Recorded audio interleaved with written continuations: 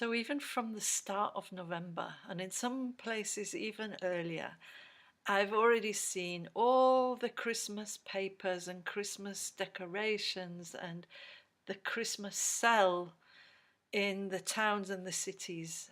And it makes me feel weary and like, when are we ever going to have enough of all of this buying of stuff for gifts and so on at this time of year? And I don't know, because of some of the things happening in our world at the moment this year, it feels particularly heavy. And I've been thinking, when will we have enough? What is enough? And this story came to mind by the woman who wrote The Women Who Run with the Wolves, Clarissa Pinkola Estes, who's a great writer and storyteller, and part of her family background is from Hungary, and so I want to share this story from her. So during the war, in a forest somewhere, people were hiding out in the forest to escape different armed forces, and one winter's night an old woman found a little cabin, a little hut in the forest, and thought that she had found a safe place. But when she went inside, there was already somebody in there, an old man. And the two of them looked at one another. Both of them were bedraggled, strangely dressed, because by that point, people had almost nothing left. Everybody's clothes were worn out, and people just wore whatever they could just to keep warm. They both looked strange. They were both old. They both needed a safe place for the night. And so, of course, they shared that place. And they had no food. And they had not much in common. But the old man, after a while, said, "You know, there are places elsewhere at this time of the year when it's this season of giving gifts to one another. There will be people somewhere who have way more than they need. And it makes me wonder, how much is enough? What is enough? Let's consider that," he said. And then he told her this story. So long ago, there was a war, and towards the end of the war, the people were left with nothing.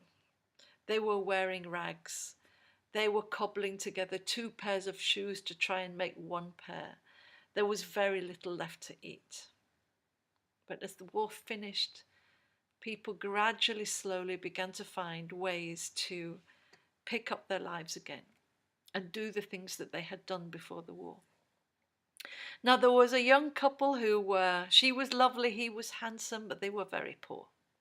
Somehow, throughout the war, each of them had managed to hold on to one thing. She had held on to her beautiful, long, long, long, brown, silky hair. And he had managed to hold on to his grandfather's watch. It was the middle of winter. It was the time when people traditionally gave gifts to one another. And each of them in their own ways was wondering how they could find a way to give the other a gift. Now, she had a plan. When she saw him leave the house, she put on her old coat. She went out and walked through the little houses and the muddy streets until she came to a rickety old building, climbed up 3 flights of stairs onto the landing and along to a strange little apartment where she knocked. And the door opened, and there was an odd-looking woman. She had kind of orange hair that was sticking out in different directions, and she had black kind of scratchy eyebrows. And she looked at the young woman and said, "Ah, so you've come finally to sell your hair. Come in." And they haggled backwards and forwards on the price. And then the old woman took some great shears and cut off the young woman's hair in 3 clips. It was gone. Put some few coins into her hand and sent her out the door. Now, the young woman felt strange without her hair. She'd always had long, lovely hair. But inside, in her heart, she was She was happy because she had a vision of what she wanted to do. She went down the streets until she found the very place. There was a man who was selling watch chains. Now, they weren't anything to speak of. They were certainly not gold. They were probably just lead covered in some silvery metal, but still, it was a chain that he would be able to use for his watch. So, using all the money that she'd got from selling her hair, she bought the chain and took it home. Now, meanwhile, he had also been looking around for something that he could give her. And he did finally see something in amongst the scarves and the ribbons and so on. He said, no, I don't want her to tie up her hair, and I don't want her to cover her hair because I love her hair. It was all brown and golden glints and red glints, and he loved her hair. So he found the perfect thing. There were 2 small ivory combs, perfect to decorate her hair. But he didn't have enough money for them. And he tried to haggle with the man on the stall, but the man said, no, what else do you have? Now the woman had got home, wrapped up this chain that she bought, and took some water and tried to make her hair curl a little bit so it didn't look too bad. And inside her prayer was, oh, please let him still find me attractive. Please let him still think that I'm lovely even without my hair.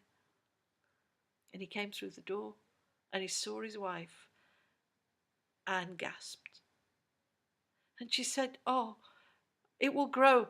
Please don't be upset. Look. And she went over to get the present for him. She said, look, this is for you. And he opened it. A watch chain. He looked at her, kind of half crying, half laughing. And he said, you know what I gave to get you? Your present. He showed her the present he'd got her, which were combs for her hair, for long hair. And she was half crying and half laughing. Yeah, look what I gave to get these for you was my watch. The 2 of them, they tears in their eyes, they threw their arms around one another because they both had now useless presents. But what they had really given was their love for one another. And that was enough. And the old man and the old woman sat quiet, letting the story reverberate through them. And it made them feel a little bit less lonely, a little bit less afraid there on that winter's night in the forest. And it wasn't that they suddenly became magically not frightened at all, but the story gave them some strength. And then the old man shared that it was nearly the time of year where he came from. It was Hanukkah, the time when gifts, small gold coins, were given. And the woman, she shared that it was nearly Christmas, the time where her people shared presents. And then a sadness came back to the 2 of them because neither of them had anything to give. And then suddenly the woman's eyes sparkled and she looked at him and she said, I give you the gift of the sky up above us. And he closed his eyes and he took in the gift and he felt it in his heart and he smiled and he said, I'm honored to receive your gift. And I give back to you the stars up above us in the sky. And she smiled and she laughed and she said, and I give you the gift of the moon, she said. And again he received the gift of the moon. And then thinking about the night sky again, he ran out of things to give. So he said, I give you the gift of this story that I shared. Take it in your heart and carry it safely out of this forest and share it. And that story was enough.